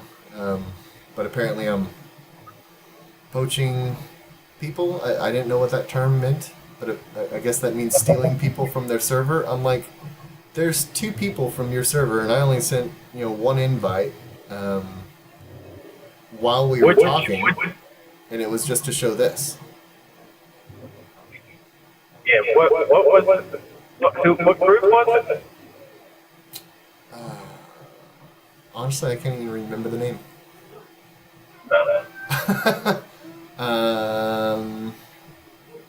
It was 4 words. I don't know. I can't remember what it was called, but there's a lot of hate over there, though. I mean, because I was kind of thrown under the bus just for saying Yeshua, even though I agree with like the whole Yahusha and Yahuwah thing, what have you, right? But apparently, like, it's a strict rule there that you cannot say any other words except for Yahuwah or Yahusha, and it can not be pronounced any other way. And you can't say El or Elohim because that's a false god. You have to say Elohim. And apparently, even Jesus or Yeshua is also a false god, or something like this. I don't know, or it's idolatry, or it's speaking evil. Like, I was told to repent because I said Yeshua. Yeshua? Oh, yeah. You're using the Yeshua. I don't know. Yeah. They didn't really explain I it. just recently learned that, and I got to get in the habit of saying Shah instead of Yeshua, because I thought that Yeshua it was the opposite for a long time. So I got myself kind of trained to say Yeshua. Now you have people. Now I do believe the Elohim thing. I do believe that they're right in that, but not, forcing people to, to say that. I don't know about that. Yeah, well, But I think because they were saying El or Elohim or something like this was a Canaanite god. I'm like, this is coming from scholars, basically, who don't even know who God is, right? And they don't know. They don't know what his titles are and this and that. And they'll say, oh, yeah, that's what the Canaan... This could have been Hebrew people, but yet they'll say, oh, see, this was the Canaanites. Right. Because they find it in Yeah, that I've never heard. Well, I have. I can't say. I actually have. I know what you're talking about now with the Elohim. But like I was saying, I think that the Elohim is technically right because of not that, you can't say it, but that just the pronunciation, because it would have been an aleph that they Right. spelled with. It's an aleph, yeah. So I think they're right, but like, I don't like that, Right. trying to tell people how to talk. No, I mean, beyond that, it was extremely judgmental and hateful and very extremely zealous about topics that honestly didn't really matter, but it was just a lot of fear mongering and stuff, so very uncomfortable. And unfortunately, they're mostly very young kids in there, and yeah, I don't know, you can't do much about it, but I was going on there, and I don't know, I didn't know what their beliefs were. I was just talking, and some guy came in with his hatred into the conversation, and I said, it doesn't matter what name you use. I said, you can call him Jim Bob or whatever word you use in your language or whatever it may be, as long as you're referring to the same character, like you understand who the Father is and what character this is and what behavior that entails, right? Like, if you're walking in righteousness, you're walking in righteousness. It doesn't matter what name that you're using, right? Because you don't have to even know the name. They didn't even know the name until Moses. So they just called him El Shaddai, right? Or other titles. But they understood a lot more what the name was without even knowing the actual pronunciation of his name itself, right? But they understood his authority, right? And they just did not like that concept. So, I got you. Yeah. Yeah. Oh, I don't like that either. But I've been in. I went to a sacred name place that they were like, you got to say it this way. It's a place like that before. And I always sit right with me. And, Right. Yeah, when it comes to pronunciations and things, like, I have my suspicions, especially the more I dig into, like, Paleo-Hebrew and some other,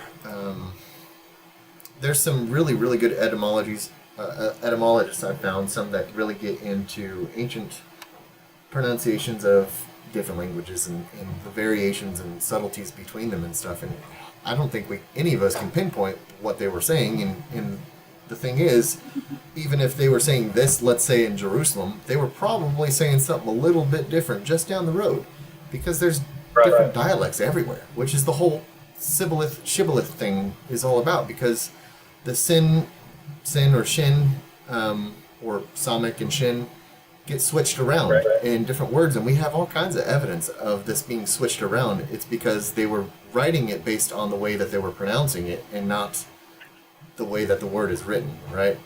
So you can argue on, well, this word has to be written this way. Well, they just didn't really think that way. They just wrote down how they pronounce something.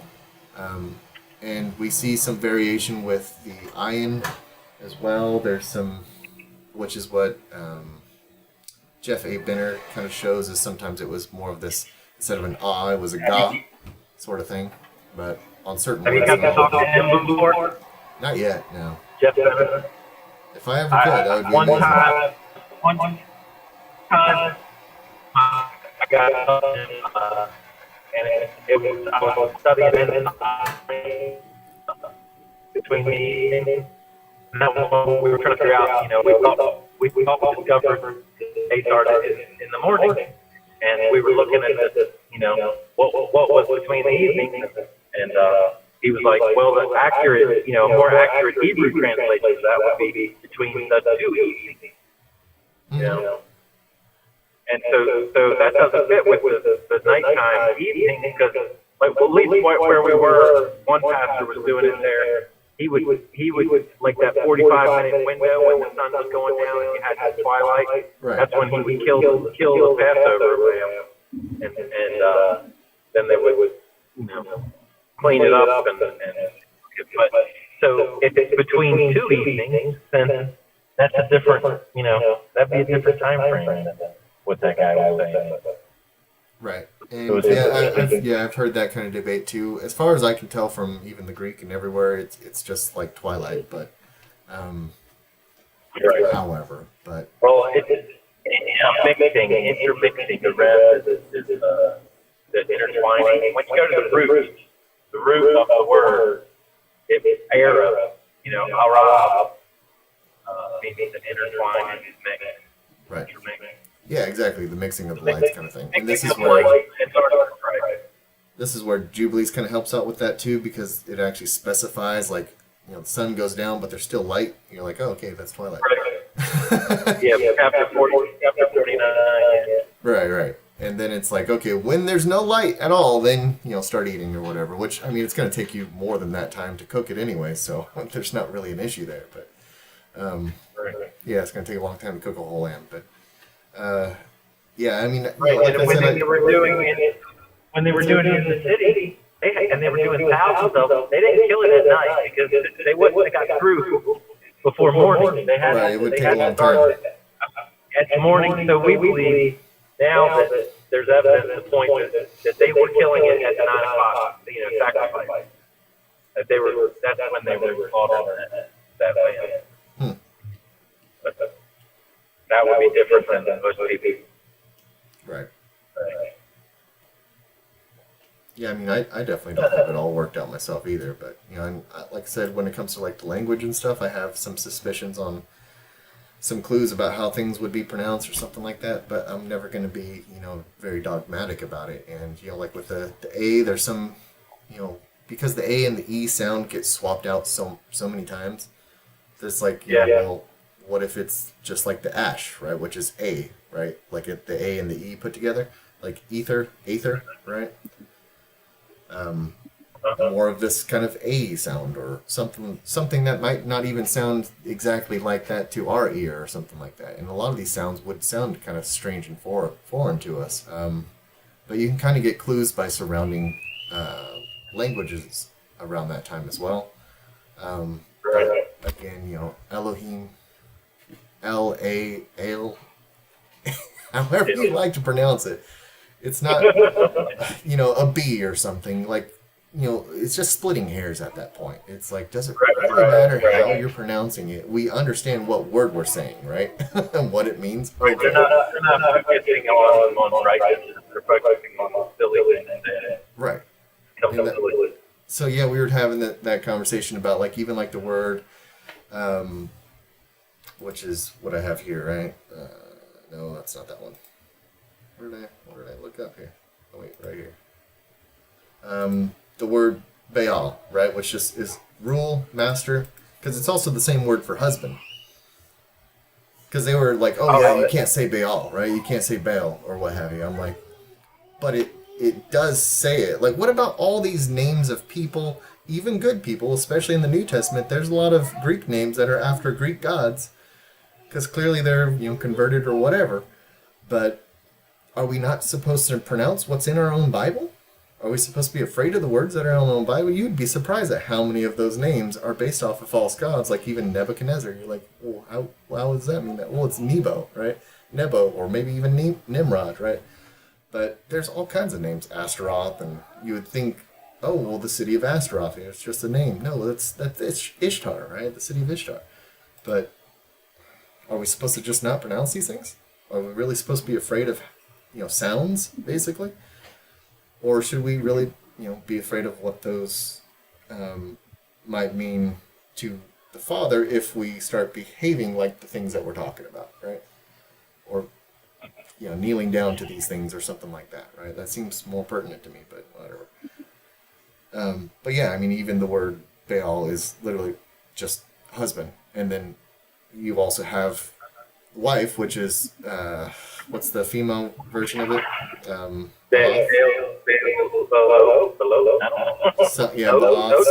Below. Balat, or I don't know, whatever it is. But yeah, basically means Lord and Lady, basically. Lord and Lady. So Lord of the house and Lady of the house, right? The rulers of the house is all that means. So it's literally my Lord and my Lady, which I think is kind of cool. But that's what they would call each other. That's what they're instead of husband and wife, right? Because it's like you're Lord over me and you're, lady over me, or however, right? You submit to each other. Right. And you can call any false deity, you can call a statue, you can call a dead king, you can call your ancestors Lord or God or King, whatever, or some master or something, if you serve this idea, right? It doesn't mean that just because you call that idea Lord, that now means Lord is that only that idea, right? Only that whatever you want to call it. Where others would call it a false god, for you it might be, whatever your god, It's your whatever. similar to Moses giving worship to his father-in-law. He Right. bows down for him. Right. Yeah, and there's a lot of issue and confusion with even that word, because most of the time it's literally just kneeling or bending down, right? I'm like, this is just what you do. It's a form of respect, just like it is in Japan constantly. And the more you bow down, the more respect you show, and sometimes you get on your face, especially if you're repentant or something like that, even to a king. Does that mean that they're above God for you, or that you are worshiping them as a god? No, it just means like that was just how they show respect. But people get real dogmatic about that kind of thing and see, oh, look, this is exactly what I was talking about earlier with the other gentleman that was on, is how we can get kind of caught up, especially in the English, on certain words about, well, it used worship, it used this, it used that. It must mean that they were doing something weird or different or something like that. Just read the context of it. Clearly, that's not what it's saying. Otherwise, it would say something different. But it gets crazy sometimes. We're all in different places, I guess. Yeah, and that's the thing that I'm trying to show people is be accepting of that. Everyone's in a different spot. Don't sit there and argue or whatever. Just say, hey, I have this understanding, and you go, well, I have a different understanding. Can I show you mine? Right, and that's it.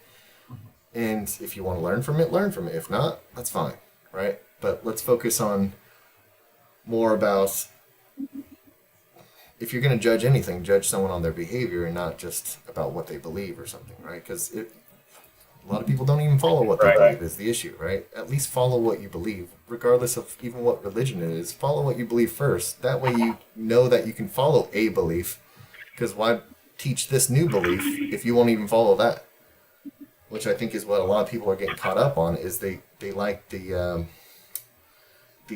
fandom, I should say, the fandom of following the law, but they don't really follow the law, right? They don't really follow that behavior that's involved with that, because they get real nasty, they get real hateful, they get real envious and jealous and judgmental and what have you, cut people off left and right, and always about these That's what clicks and James groups. is about, right?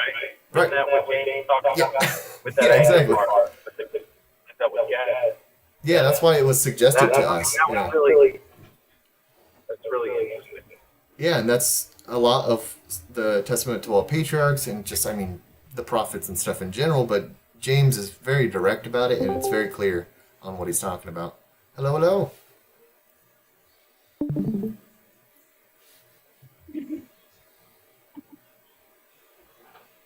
So you're on live? Yep, Or is anybody else in here? Or Sterling's here. Sterling's here, cool. Yep. Yeah, we were just talking about James and people being terrible towards each other and stuff like that. Since James is kind of talking about that. Judging people for how they pronounce something, right? Their characters. Oh, How they- oh,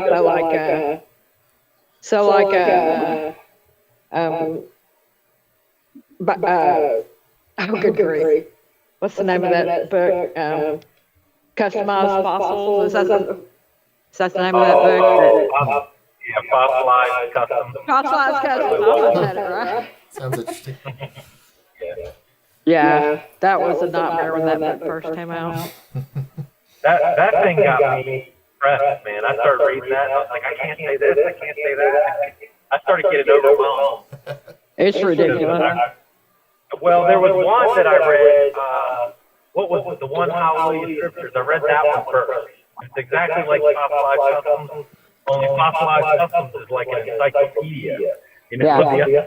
Come out of her, my people. That's what the guy that made Scriptures 1998, he wrote that book too. And it's a real thin pamphlet, and it tells you about, some of these words that we get, the etymology of like glory, and Bible, and all these things. Everything. Yeah, so then it's like you don't want to sing songs that you sing. And it's like, how do I sing this song now? I don't know how to do it. I call it the Pharisee training book. Yeah. Who is this on here? Is this Alex? Yeah, it's Al. Oh, okay. I didn't recognize your voice at first. I thought maybe it was you. I was just scrolling around. I've been working outside and thought I'd take a break and just scrolling through, seeing what's. And I want anybody to know that is listening. I know I haven't answered a lot of questions people have sent me, but I apologize. I'm not very good at navigating Discord yet. I've only been on it like a week. So, Take your time with sometimes, it. yeah, sometimes I'm not that good at something. I mean, I'm great on Twitter. I used to be. I kind of got off of it, but it took me a while to figure it out too. So I'll figure out Discord. It's just taking me a little while. You're doing some gardening? Always. I love digging in the ground. I love taking care of my outside. I have to try to balance it with studying because I'll end up outside all the time instead of studying. I try to study more than I do I think we'll call garden. this So. good today. I'm going to cut this stream off. I'm trying to limit this to 2 hours. We're going to get tired of the truck right now. I'm driving to Clark right now. Oh wow. Just having a general conversation now. So we'll see you again I got a lot of at friends 7 that o'clock think that. Central Time.